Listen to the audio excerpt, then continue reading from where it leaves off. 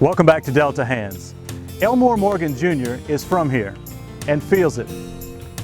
For decades an art professor in Lafayette, he now has a place under the spacious, trembling prairie sky. After many requests, this is a replay of the first story made for Delta Hands. What artists often do, drama, writing, whatever, is to build kind of metaphors, build parallel systems that echo and often heighten experience for people. I think what we really are called upon to do maybe is to sort of gather up these materials and sift through them and reform them so that you present an image or a thing or whatever that distills and intensifies really a particular experience. I'm very interested in different ways of using space, handling space and painting that might allow me to project my experience with this part of the earth more successfully. It's like a little territory that, and I grew up in Baton Rouge, you know, for the most part. My mother's from Abbeville. As a child, we used to come over here visiting, and there was something about driving through this prairie that seemed to interest me. And I've always had an interest in it. And then eventually I had a chance to come live over here and explore it, and the more I explored, the better I liked it. I think it's this humid atmosphere in Louisiana that one thing that's always held me. It's kind of pregnant landscape as I see it, and primeval too. But I think that what I'm doing is responding to all kind of stimuli in nature in a personal way, in my own particular way. And I take liberties, if you like, or someone has described it as kind of like a shorthand, or nature's like a jumping off point. So a lot of the natural stimuli cause me to react in a certain way, and because of my own sense of color, my own way of seeing, I translate that into the paintings I do, you know. And that's the thing that throws a lot of people off, I believe. It's that as people, you know, you're not making trees and grass and sky, you're making a painting. And it has its own language, it has its own structure. And I hope that the paintings are working as paintings, you know, primarily. And I hope that all the different parts cohere and do whatever they're going to do. Color is one of the elements. It's really important, you know, and I have my own sense of color like everybody does. And you learn to trust it, I guess, as a painter, and you try to follow your own lights, you know. And so I'm referring to nature. I feel like it wouldn't be as much fun for me to paint these paintings from photographs or from my memory. There's something about being out there in the landscape, and something about feeling the sun and the wind and hearing the sounds, and there's something exciting about that to me.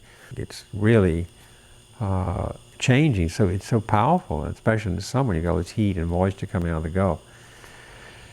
So that's an ever thing. I'm also very conscious of the edge of the earth, you know, so-called horizon line, and that in recent years that's become almost a mystic thing with me. I mean, I'm honestly aware.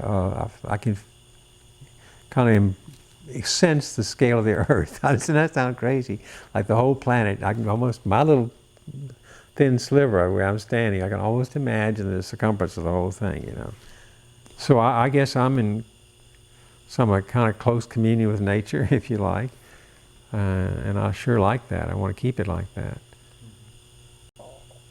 There's one essential process that we're all doing, and we call it drawing, and it's really the shaping and forming of an image, and it comes from your grasp of the forms you're dealing with, and your ability to organize marks that make some sense in regard to those forms you've been dealing with, you're trying to grasp.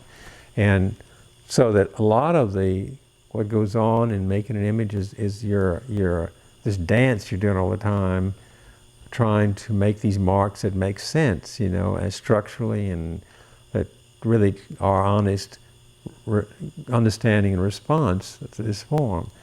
And it's not always a matter of talent. I've seen students, I used to marvel at this, I see students who are just tremendously gifted and just ran off their fingers, you know, they didn't have any need to do it. They could do something else just as well. Whereas you saw other people who were clumsy, struggled with everything, but you couldn't stop them. It's like, it is an obsession.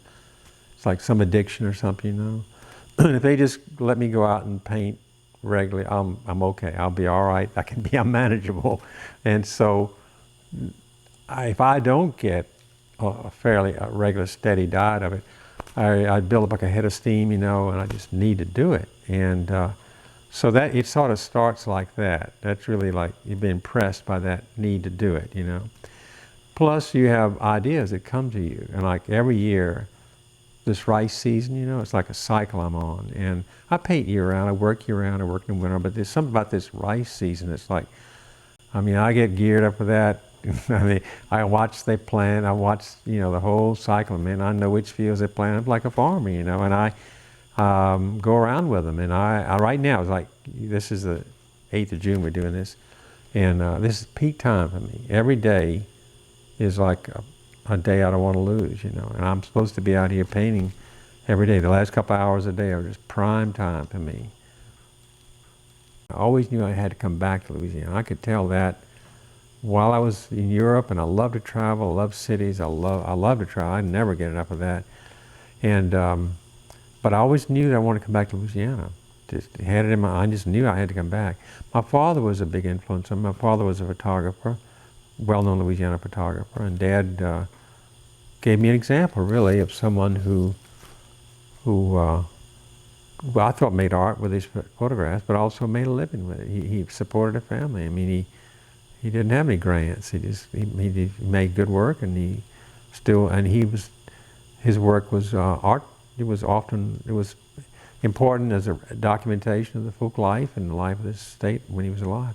So anyway, I had my father as an example. Both my parents were very supportive of me. I was very fortunate. But it still took me a couple years in Europe while I was going to school over there to really find out that I had to do it. And I did a lot of reading biographies of other artists to find out if I was the only one who was similarly afflicted. I mean, I had to, just how can I get out of this thing was the question I was trying to ask. And I mean, do I really have to do this thing? Because I could easily see, I mean, you could tell you were taking a path that was not likely to lead you down into any, it was going to lead to complications, difficulties, and it did.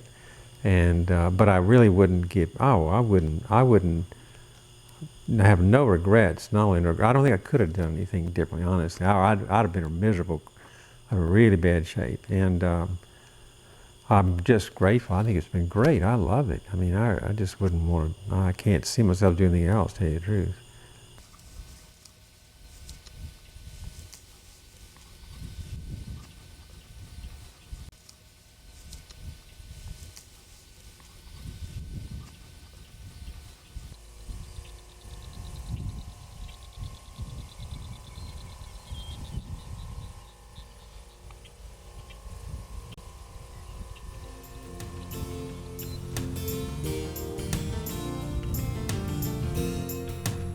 Next on Delta Hands, studies in color and place.